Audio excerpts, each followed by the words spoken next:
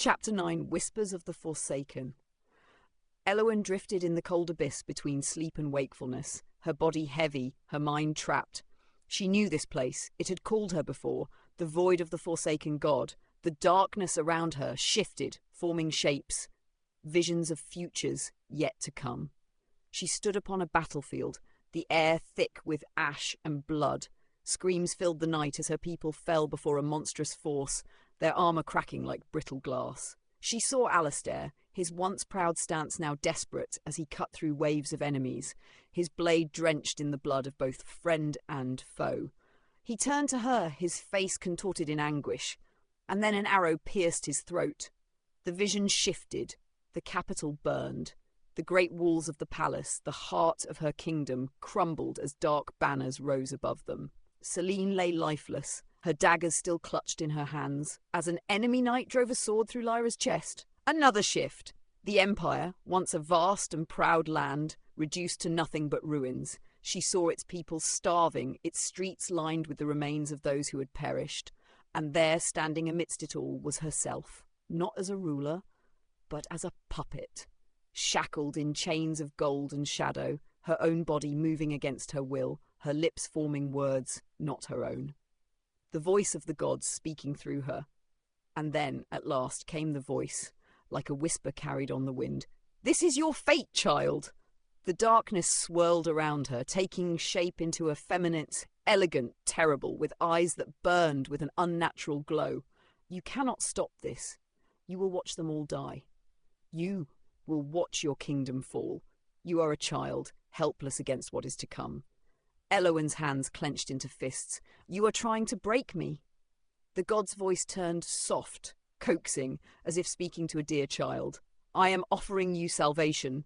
Another vision, her kingdom, saved from ruin. She saw herself standing strong, wreathed in power beyond mortal comprehension. None dared defy her. None could stand against her. Her enemies fell before her with a mere whisper of her will, the empire untouchable under her reign. "This is what you could be." The god's voice was intoxicating.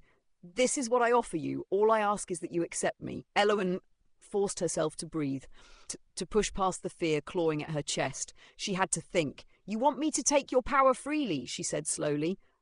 "Why? Why not force it upon me?" The god was silent for a moment, then smiled, a thing of both beauty and horror. "Because I am bound." Bound. That single word rang in her mind like a bell. The god needed her to accept it willingly, because there were rules even gods must obey. That meant there was another way. Elowen straightened, her voice steady as she spoke. "Then let us make a contract." The god's expression faltered, the glow in her eyes flickering like a dying flame. "No." The answer was immediate, sharp like a blade cutting through the void. Elowen pressed forward. "A contract is fair. You offer power, I offer something in return, but under clear, written terms that neither of us can break." A ripple of fear passed through the darkness. The god stepped back, her form flickering. "You know not what you ask." Elowen narrowed her eyes. "But you do. You fear it." The void around her began to shatter, the dream breaking apart. The god's form was becoming unstable, its once imposing figure reduced to mere wisps of shadow. Before the vision ended, the god's voice returned, no longer soft and coaxing, but angry. "Seek the laws of the old gods, child, if you dare." And then? She woke up. "The weight of knowledge!" Elowen shot upright in bed, her breath coming in gasps. Cold sweat clung to her skin. Her hands trembled, but not from fear. From revelation. She had an answer. She threw off the covers, pushing herself to stand despite the exhaustion weighing her down. She needed to tell the others. Immediately. If the god feared a contract, then that meant there was power in such bindings. There were laws older than the Empire, rules that even deities could not break. And if she could find them, then perhaps she would not have to choose between damnation and helplessness. Perhaps she could forge her own fate.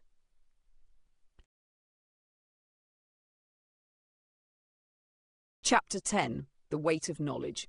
Elowen paced the stone floor of their temporary refuge, the old keep's candlelight flickering against her pale features. The air was thick with unease. Her words hung in the air like a blade over their heads. If I can bind the god through a contract, I can take its power without becoming its puppet. The silence was unbearable.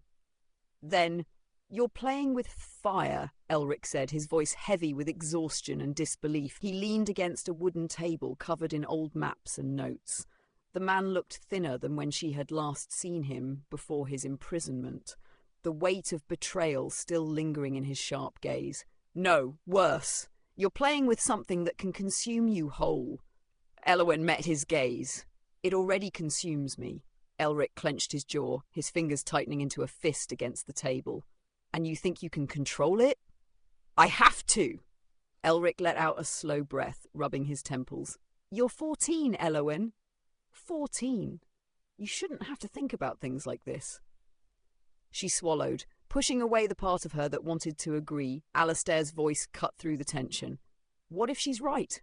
All eyes turned to him. The prince sat with arms crossed, his golden eyes sharp with contemplation.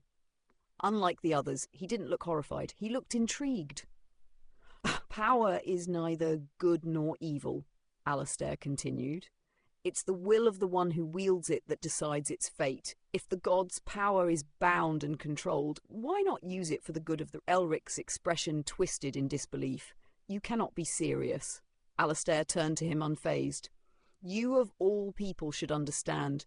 You spent years uncovering the truth about the royal bloodline, and now we know the full truth.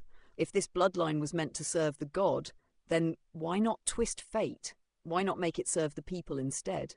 Elowen watched Elric's expression closely. He wasn't convinced, but he wasn't dismissing it outright either. It was Lyra who finally spoke next.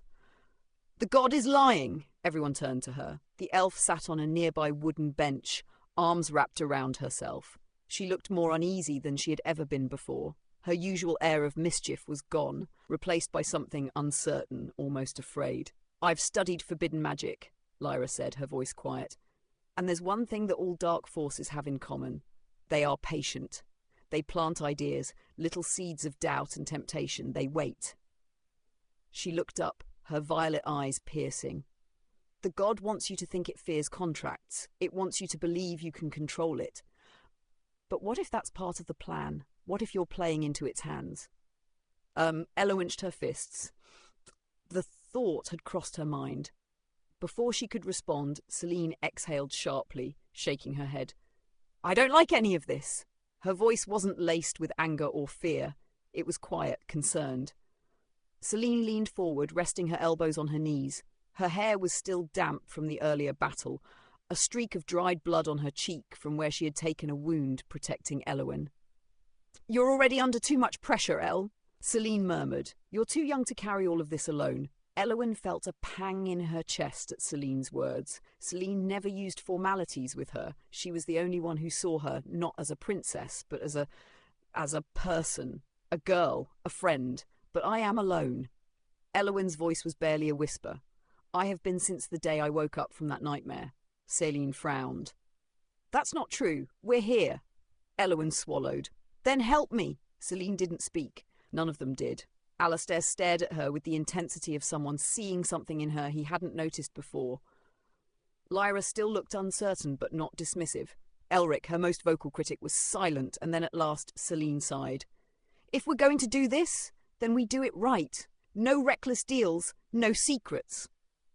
She looked at Alistair, then Elric, then back to Elowen. "We do this together." Elowen let out a breath she didn't realise she had been holding. They had all come to the same unspoken agreement. This was the path forward. Now, they just had to survive it.